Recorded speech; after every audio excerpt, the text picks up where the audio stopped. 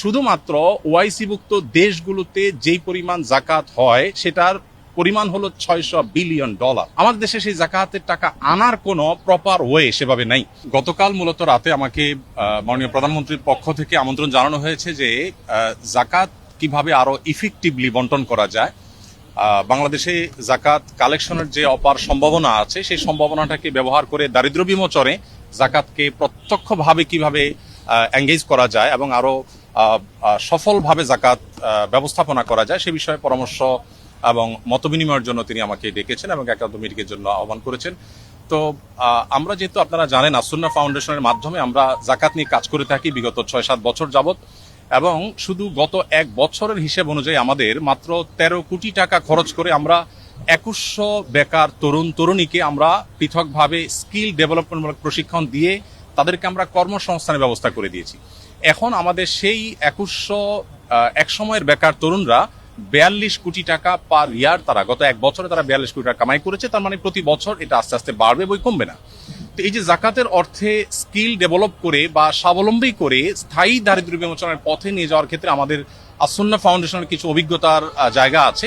সেই জায়গা থেকে আমরা কিছু পরামর্শ, কিছু মত আমরা দেওয়ার চেষ্টা করছি মাননীয় প্রধানমন্ত্রীকে, এবং সেই মতগুলো তিনি শুনে তিনি খুবই খুশি হলেন এবং তিনি আমাদেরকে মাননীয় মন্ত্রী ধর্মমন্ত্রী মহোদয়কে এবং অন্যদেরকে সংশ্লিষ্টদেরকে নির্দেশ দিয়েছেন যে যেন জাকাত নিয়ে সরকারের জায়গা থেকে আরো ইফেক্টিভলি কিভাবে জাকাত বন্টনকে আরো সুশৃঙ্খল ভাবে করা যায় এবং আরো ইফেক্টিভলি করা যায় সেই সম্ভাবনাগুলোকে খুঁজে বের করার জন্য তিনি নির্দেশ দিয়েছেন। তো এখানে মন্ত্রী মহোদয় তাদের জায়গা থেকে তারা কাজ করবেন ইনশাআল্লাহ, এবং একটা কমিটি প্রস্তাবনা করেছেন। তিনি সেখানে আমাকেও থাকার জন্য নির্দেশ দিয়েছেন, অনুরোধ করেছেন। আমি ওনাকে বিনয়ের সাথে যদিও বলেছি যে এখানে খতিব আছেন, আরো অনেকে আছেন, তারপরেও তার একান্ত অনুরোধে ইনশাআল্লাহ আমি হয়তো থাকার চেষ্টা করব। দিন শেষে মূলত আমি আমার জায়গা থেকে যে প্রস্তাবনাটা দিয়েছি সেটা হলো যে এখন যেভাবে মানুষ যার যার মতো জাকাত দিচ্ছে এটা তো আছেই, এর পাশাপাশি চ্যারিটি প্রতিষ্ঠানগুলো যারা জাকাত কালেক্ট করছে তাদেরকে যদি একটা রেগুলেটরি জায়গা থেকে গভর্নমেন্ট যদি কিছু পলিসি করে দেয় এবং কে কতটা ইফেক্টিভলি কাজ করছে এটা একটা কম্পিটিশন যদি তৈরি করে দেয়, শুধুমাত্র ওআইসিভুক্ত দেশগুলোতে যেই পরিমাণ জাকাত হয় সেটার পরিমাণ হলো $600 বিলিয়ন, 45 লক্ষ কোটি টাকা পার ইয়ার শুধুমাত্র ওআইসিভুক্ত দেশগুলোতে জাকাত হয়। আমাদের দেশে সেই জাকাতের টাকা আনার কোনো প্রপার ওয়ে সেভাবে নাই।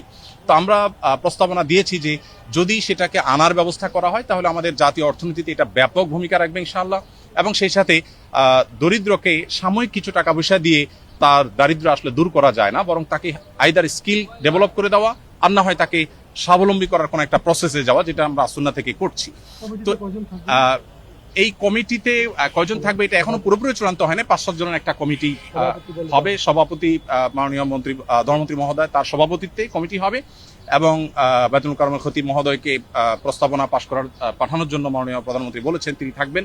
আর আমাকে যেহেতু তিনি অনুরোধ করেছেন আমি হয়তো থাকার চেষ্টা করবো। সেই সাথে ইসলামী অর্থনীতি বিশেষজ্ঞ হিসাবে আমরা দেশ থেকে দেশের বাইরে থেকে 1-2 জনের নাম প্রস্তাব করেছি। তাদের সবাইকে নিয়ে হয়তো কমিটি গঠন হবে, কমিটি একটা সুপারিশ করবে, এবং এইটা কোনো গভর্নমেন্ট সবার কাছ থেকে জাকাত কালেক্ট করবে বাধ্যতামূলক গভর্নমেন্টকে দিতে হবে ব্যাপারটা সেরকম না।